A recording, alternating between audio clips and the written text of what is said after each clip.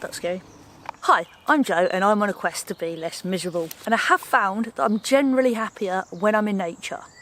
But why is that? For most of our evolution as a species, over the thousands of years that we've existed, we have interacted very closely with the natural environment. We are a part of nature after all. But over the last 100 years, with the Industrial Revolution, with advances in technology, etc., we have slowly but surely become more and more isolated and out of touch with nature. We are now a world full of screens and concrete. We now rely on machines to do everything for us, which we used to be able to do ourselves with farming and just making stuff. So instead of making it or doing it, now we just push a button and voila, it has been created for us. That also required a lot more physical exertion than what we do now, i.e. sat at a desk. As a result, people are generally more sedentary in their environments, and that has led to an epidemic in obesity, and that causes things such as depression. Other mental health problems which many people suffer with today are a result of our bodies producing chemicals such as adrenaline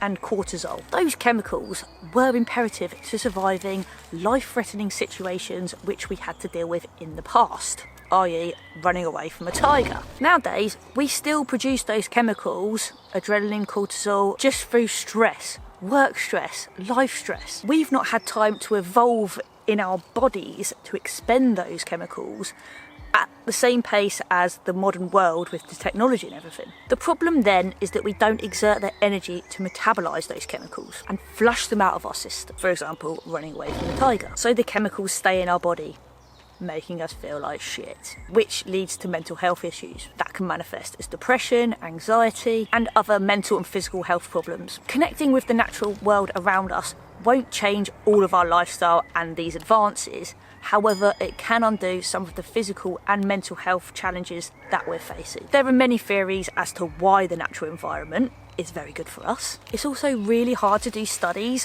being outside because there's so many other factors to bear in mind. One theory is the effect of negative atmospheric ions. NAIs are generated by the Leonard effect. The Leonard effect was first studied by Philip Leonard, who is more famous for receiving the Nobel Prize for Physics in 1905 for his research on cathode rays. No idea what those are. NAIs are molecules floating in the air, and they've been charged with electricity, and as a result have chemical reactions with our bodies. And these NIAs exist in nature in the various forms. Ultraviolet UV rays from the sun, discharges of electricity in the air after a thunderclap or lightning strike, wherever water collides with itself like a waterfall or the ocean.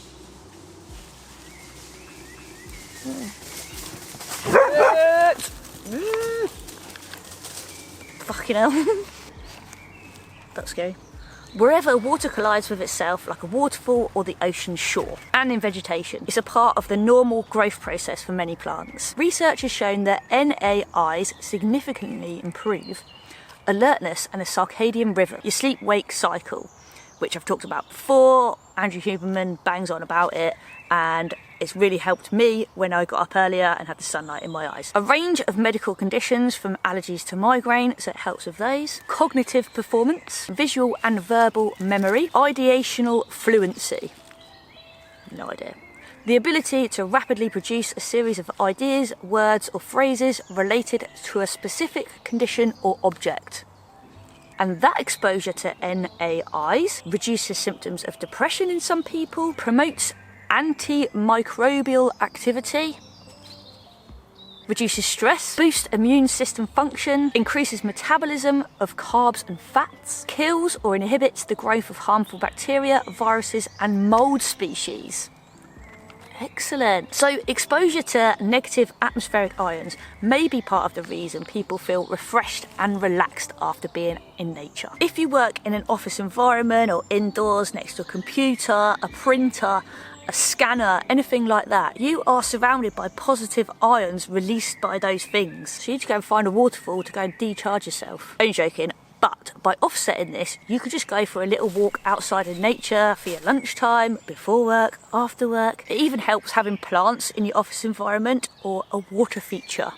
Lovely. Another theory on the benefits of spending time in nature is forest bathing, also known as Shinrin-yoku, a Japanese term, because that's where it was studied, in Japan. I will talk about forest bathing in another video. Being in nature also boosts mood and creativity. Researchers have shown that being in a natural setting can enhance cognitive function and improve your mood, leading to increased feelings of happiness and well-being. Since starting this journey to find more happiness in my life and prioritising the things that make me more happy, I have realised that is being outside in nature. I have found that all the things that I've mentioned about the mood and the lack of depression and all of those things that make you feel good, I'm feeling them. Not to mention that being outside is making me more active, which is crucial for maintaining a healthy lifestyle, which I'm also after. So whether that's hiking, biking, surfing, fishing, just going for a little stroll, being in nature encourages you to move your body, because you kind of have to